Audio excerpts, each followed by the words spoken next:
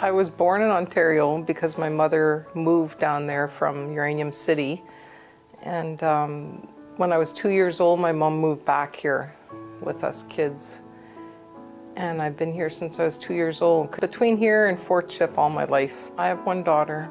She's in Fort McMurray. She's 21 years old now. I live here full time and I go to Fort Chip to visit.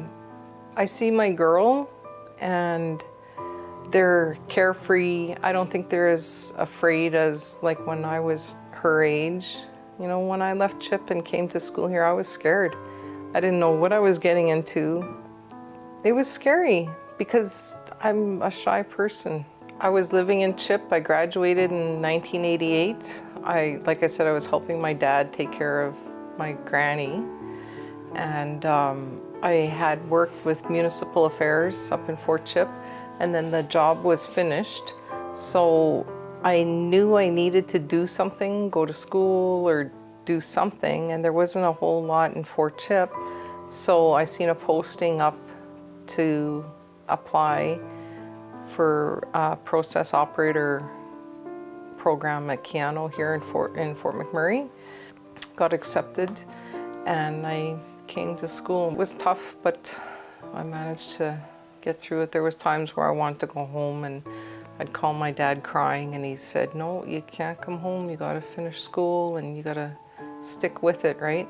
It was hard work, you know, but I liked it and, you know, I was able to rent my own place and take care of myself and, you know, saved up some money and bought a vehicle. And I think all hard work pays off in the end though, doesn't it? I work as a process operator. I started in 1989 and when I first started it was in the cokers, like in upgrading. There was no women there when I started and it's hard work. It's hard work for a young, shy, not very strong girl from Fort Chip. I mean, I was 21 when I started and I was scared, but I knew I had to work because there wasn't much going on when I left Fort Chip in 1989. And I started work at Suncor in December of '89. So sometimes guys don't want women around. You know, like they always think that they're gonna have to do your job or carry you, you know, like, but as long as you can prove to them that you can work hard and you don't need, you know, you don't need somebody to do your job, you'll be fine, right? So now this is my 28th year.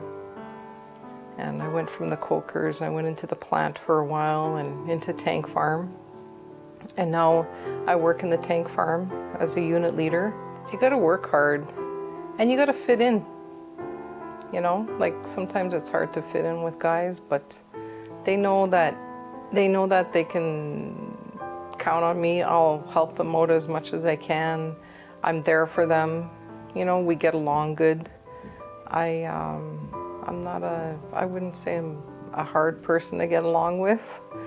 Well, it wasn't always a nice rosy, you know, sunshine and butterflies, and there was some tough times. I had some tough times, but it's sometimes you get the old school guys that don't want you there at all, you know. And it was a hard time, but I managed to get through it, and I had to work. I had a daughter at that time, and I needed to work. I was, you know, a single parent, and you just can't let them win, I guess.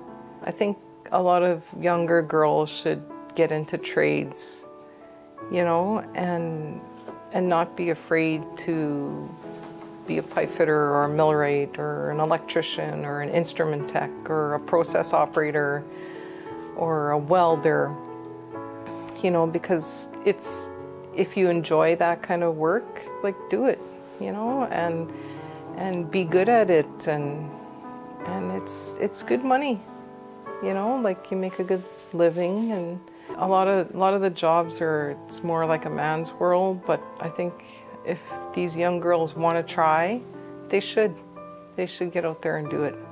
I'm involved with Labor Council, volunteer, and we donate to different things like Boys and Girls Club. There's a time raiser coming up now that we've donated to, like we try to help out different organizations within the community.